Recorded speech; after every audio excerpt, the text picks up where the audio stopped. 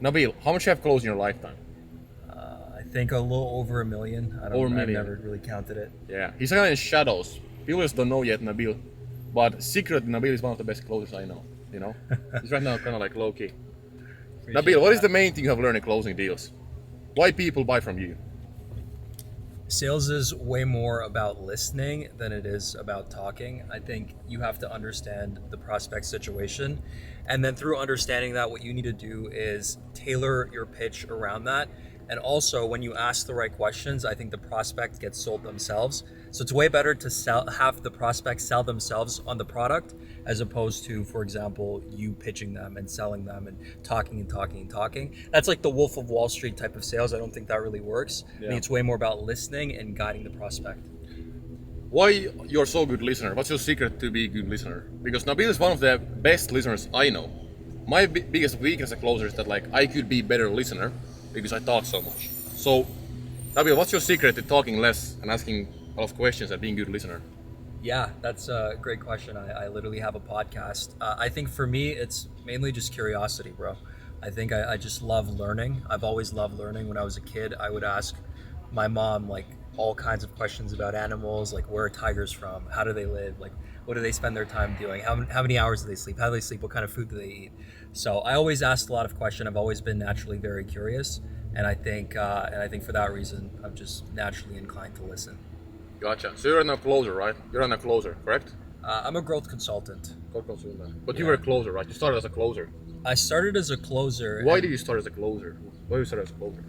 yeah, dude, I think closing is very fun. I genuinely enjoy sales. It's a fun game, and I think for me, I have very big ambitions in life, and closing was imperative. I think to getting there. I think sales is obviously, as you know, the bedrock skill for any business.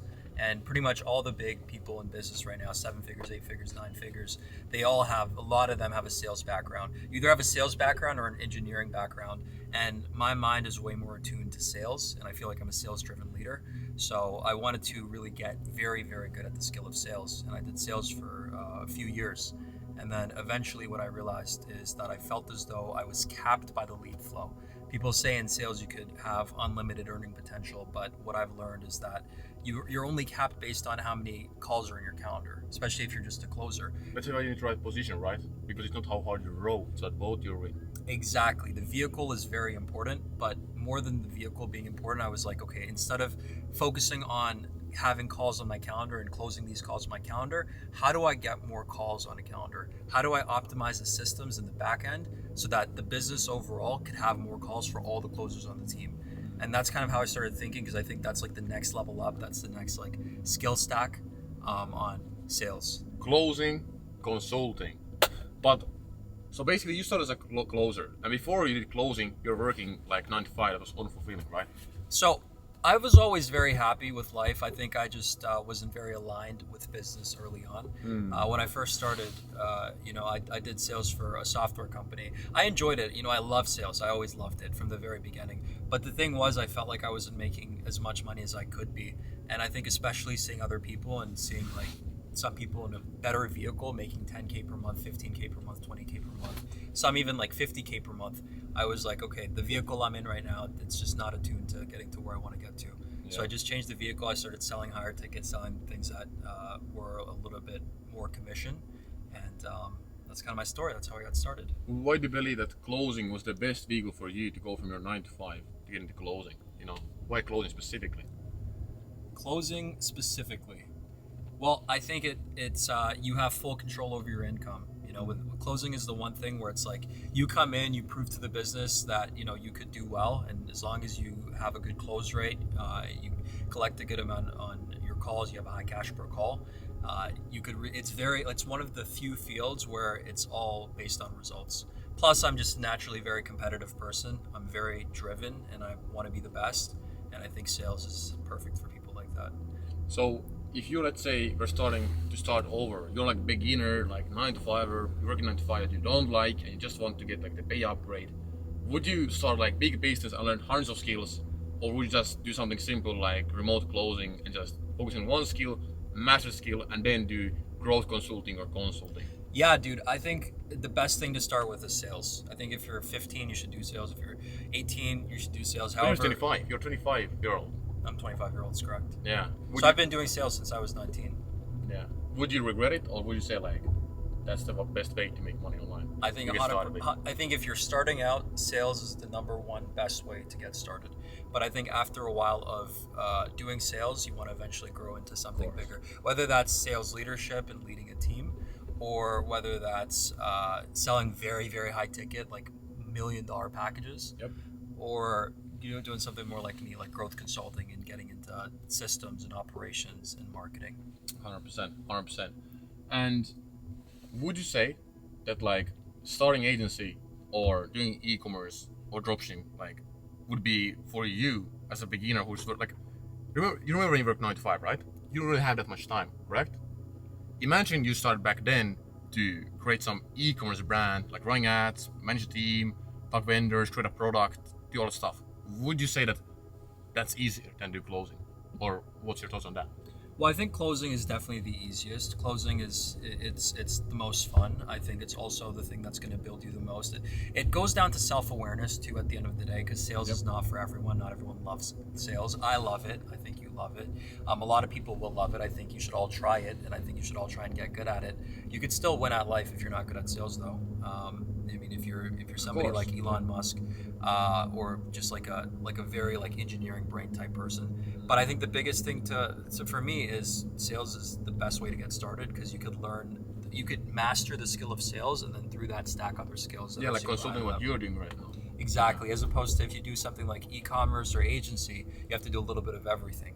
You have to learn how to hire, you have to learn how to train, you have to learn sales, you have to learn lead gen, fulfillment, managing clients. So it's a bit of a different game. And also with sales, it's like you're inside of an organization, you're driving the revenue.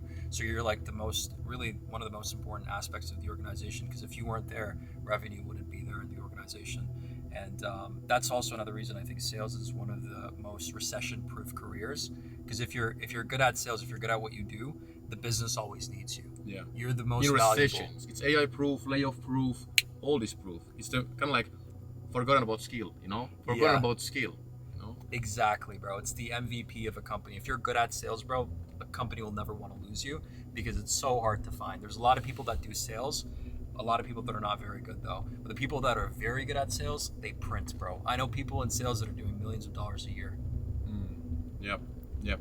So, there's no get rich quick scheme to make money online. But would you say sales compared to starting a business is kind of like get rich quick scheme? That you can basically get rich quick with sales compared to like starting a business. Would you say so? Dude, I think sales is the biggest get rich quick scheme. You actually get rich though. I think you get rich way quicker than any other business vehicle. But the thing is, it all depends on what you're selling. I think the hard part of sales is finding the right vehicle, because there's so many people selling like a $1,000 product, and Bullshit. there's AT&T and all the everyone, I think like 70% of people are salesmen of some sort, but most people are just selling the wrong stuff and they're not in the right vehicle. So it's all about being in the right vehicle. But once you're in the right vehicle, it's the easiest way to do 10K per month, 20K per month, in my opinion. What limiting beliefs you had about sales that you realized were all bullshit? Like, do you need to be super extrovert like Jordan Belfort, or can you be like introvert and succeed in sales? Absolutely not. No, absolutely not. That was the first thing I said. I think with sales, you could be an introvert if you're a listener. If you ask the right questions, you could win.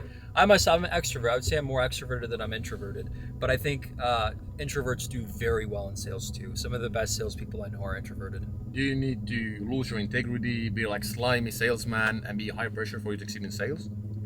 Absolutely not. I think it goes back to the vehicle.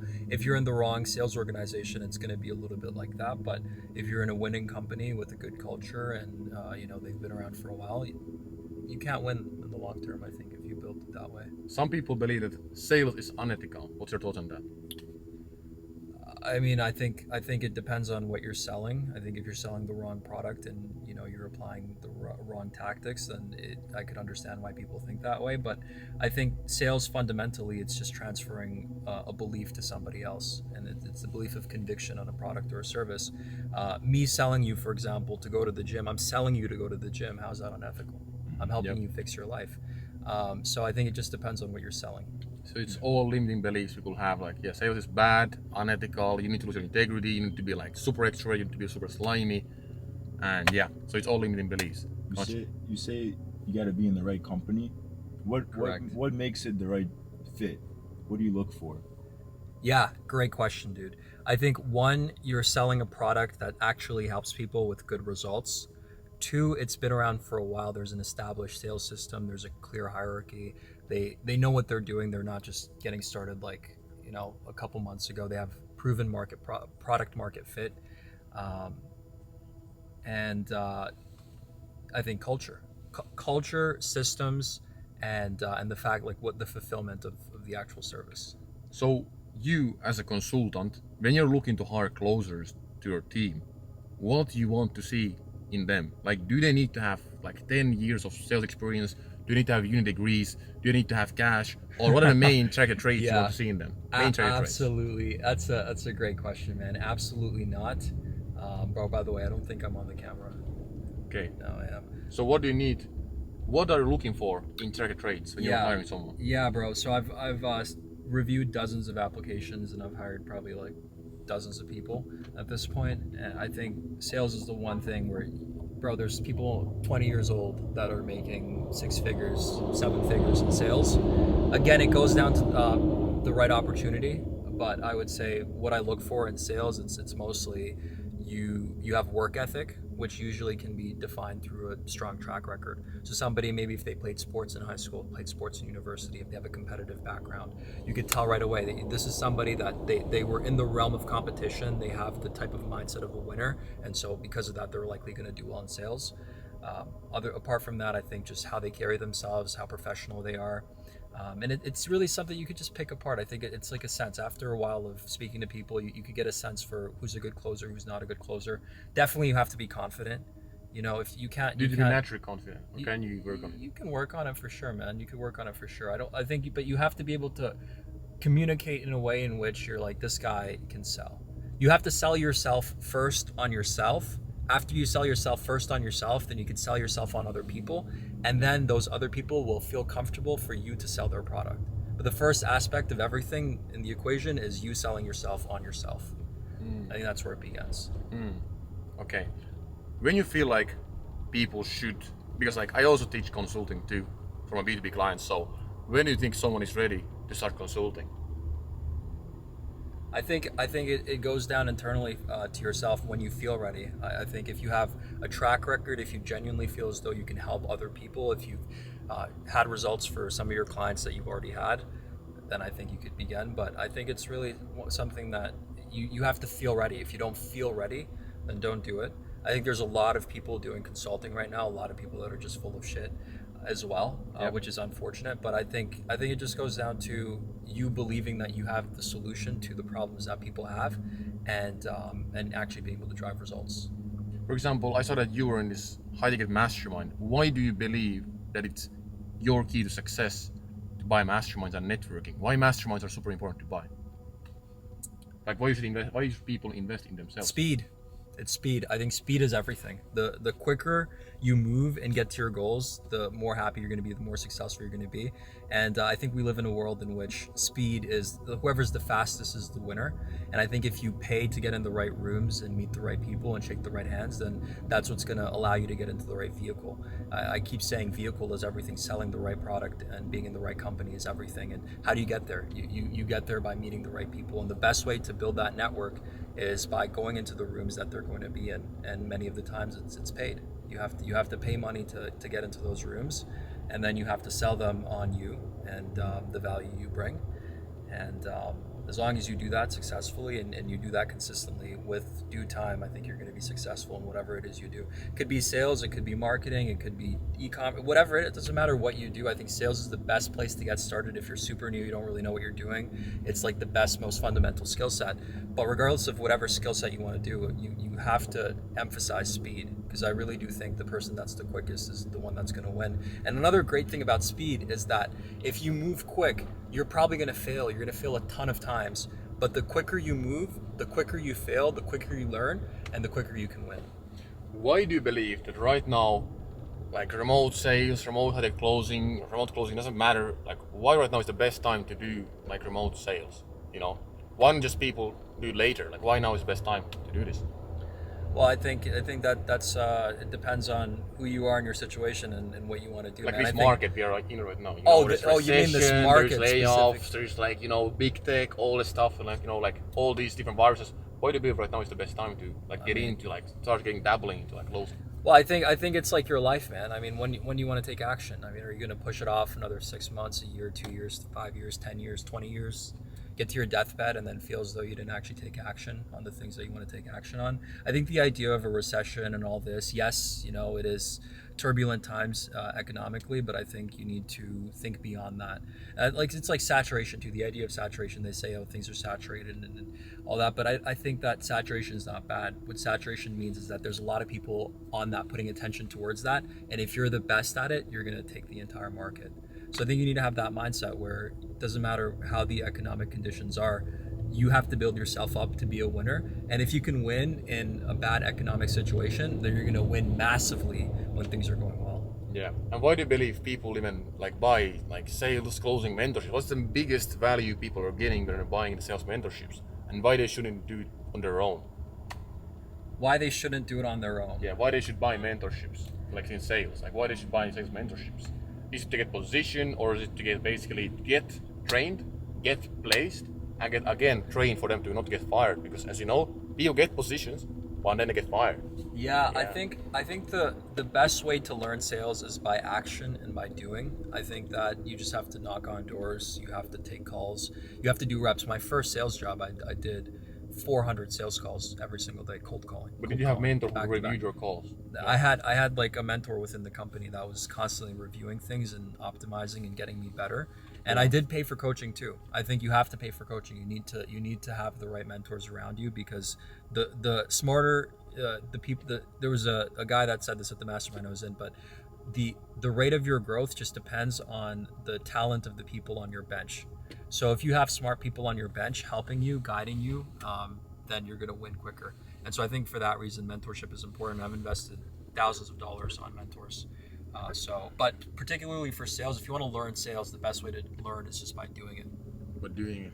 Yeah. If you had to choose 5 things for you to become super good at sales, what are the things you need? You need to do, what else? Best tips for becoming very good elite closer like you are. Great question. So I think number one, you want to do as many reps as possible, like literally like 10, 12-hour days. Even when I was closing like a year ago, I was literally working 12 hours just closing. I was working for 2 different offers, 2 different companies closing. So I think you just want to do a high amount of reps.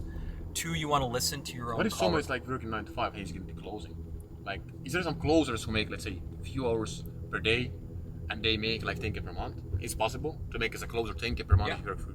So 100%. if you take like, let's say, 2 calls and you sell like 50K products. Yeah, 100%. If you're selling very high ticket, you get paid generally, industry standard is 10%.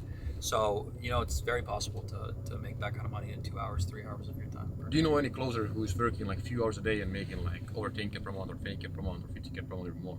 No, I actually honestly don't, bro. Because I think if you're that good in which you're selling that high of a ticket product, you're going to want to take 20 calls a day and make $1 million a year. Yeah.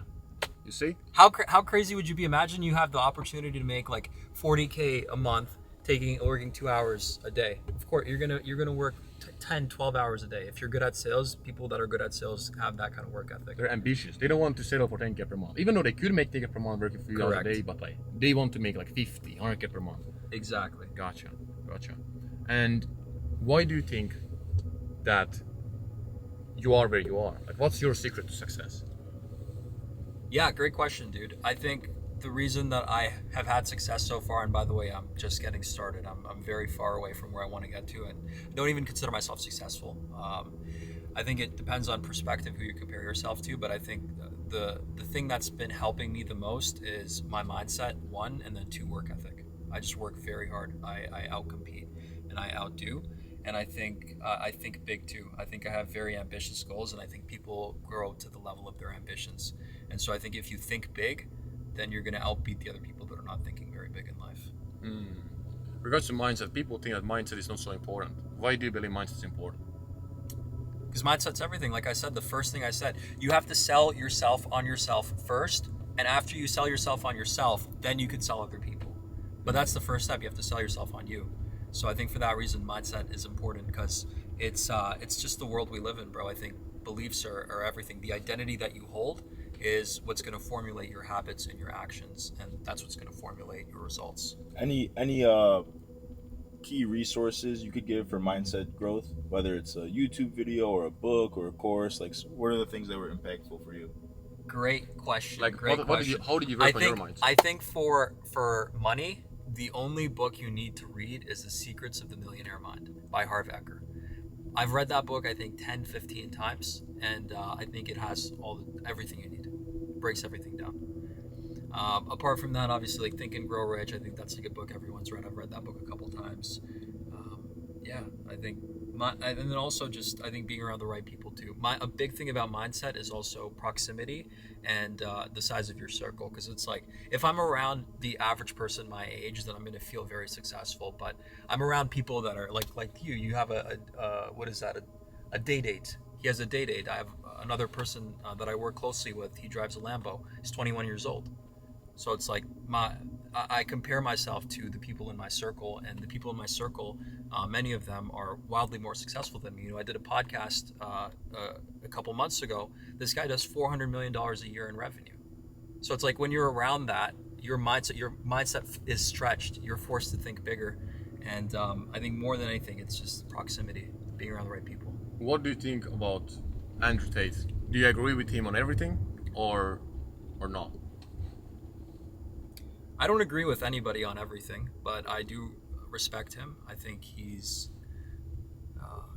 a very hardworking person, and he's built himself up to be very successful, and he's like one of the most popular people on the internet right now. So I could always respect the idea of that. And you know, he was a world champion kickboxer as well, and he has a lot of people that really, really love him. So I always respect people regardless of what they've said, what they've done. If they've accomplished something, and if they've done something in which they're a winner, there's always respect from my end. Even like Donald Trump, I'm not a political person at all. I don't give a single fuck. I don't give a single fuck about politics. You know, I'm not a right winger, left winger, I don't care. I just care about winning and being my best self. That's really the core of my entire identity. But somebody like Donald Trump, I mean, he was in his 70s. He was rich and successful his entire life, and most people at that age, they fold, they give up, they just kind of, you know, enjoy life, they retire. But he went all in on being president, and nobody thought he could do it, and then he beat the entire odds and won. So I think I respect just anybody that's ambitious and successful, and Andrew Tate has that. Donald Trump has that, and I think I respect them for it. Do you watch the news? Never. Why not? I just think it's a waste of time. Like I said, I only focus on what's going to build me.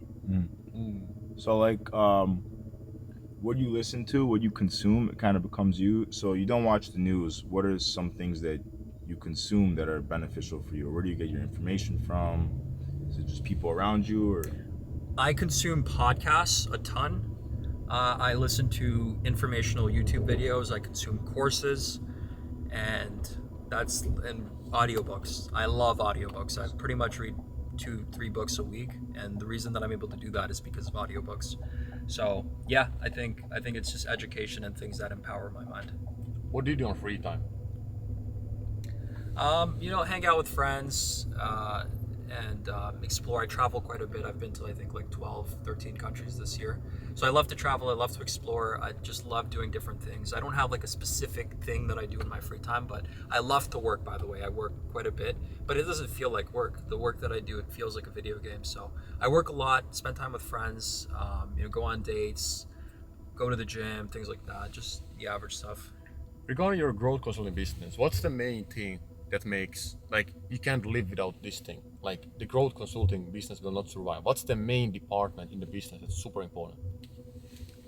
The main department of the business that's super important for consulting, I think knowing what's going to help me win. I think understanding the because people pay me for strategy. That's what people pay me for, and the implementation of that strategy. So just being an expert on everything. I have to always constantly be studying and being on top of the market and understanding what's working and what's not, to be able to deliver results for people. So I would say being an expert in the field.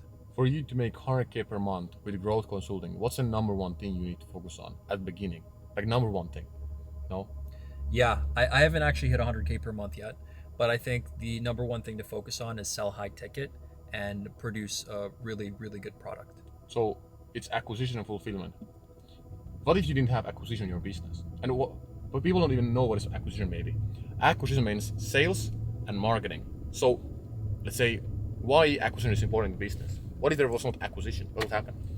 Well, I mean, if there's no acquisition, then it's like you're never going to win. Like I think you need it. It's a business can't exist without acquisition. It's you have to have a product and you have to have a way of getting that product out into the market and generating revenue. So you could have the best product in the world, but if you don't have good acquisition systems, then you're not going to be able to drive the revenue to actually get that product out there. And it's like the idea. Grant Cardone said this. It's not about. They say it's the New York Times bestseller.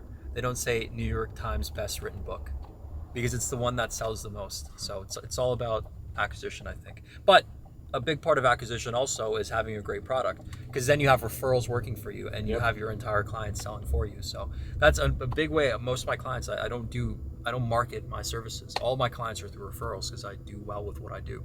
So I think product is also very important. They're both very important. Yeah. So basically, like if you're a closer, you need to have good product to sell that you believe in, and conviction is key, and good product is key.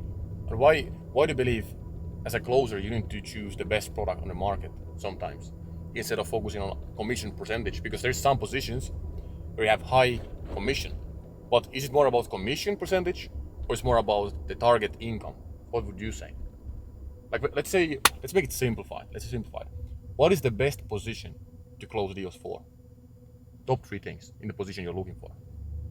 Like which product or vehicle to sell? Like what are the top 3 things you need to see in position for you to go all in on that position as a closer? So established offer where they've been selling for a while and there's other people on the offer making good money, consistent lead flow, and strong fulfillment and happy customers. I'd say those 3. And fulfillment, why do you think fulfillment is important? Because I think if fulfillment's not there, then the product's not going to last. I think everything's going to fall apart if fulfillment's not there. The customer base won't be happy, and very soon the product's going to fall apart. I've never seen a business that has bad fulfillment win over 5-10 years. Yeah, that's true. What are the top 3 growth consulting books? Top 3 growth consulting books. I think Hormozi has good stuff. I think Blue Ocean Strategy is a good book. Patrick Bet-David, Next 5 Moves, Focus on 10x instead of 2x. That was a book I read recently. It's a great book. Cashvertising, good book. Boron Letters is good for copywriting. Scientific Advertising, again, good book for copy. I think The Sales Advantage, can't remember who's wrote it, but that's a great book for sales systems. Some people like book 48 Laws of Power. What do you think about the book? Do you love it? Do you hate it? What's your thoughts on it? Yeah, I like it. I think it's a good book. I think it's good to be aware of the way that the world works. I think it's a very interesting read too. He breaks down historical figures and the way in which they rose to power. So I think it's definitely an interesting read. I don't probably subscribe to all of it. I think one thing people say with 48 Laws of Power is it's not a book that you want to necessarily view as the Bible, but I think it's stuff that to always be aware of, and you want to be vigilant if other people are applying those types of laws against you.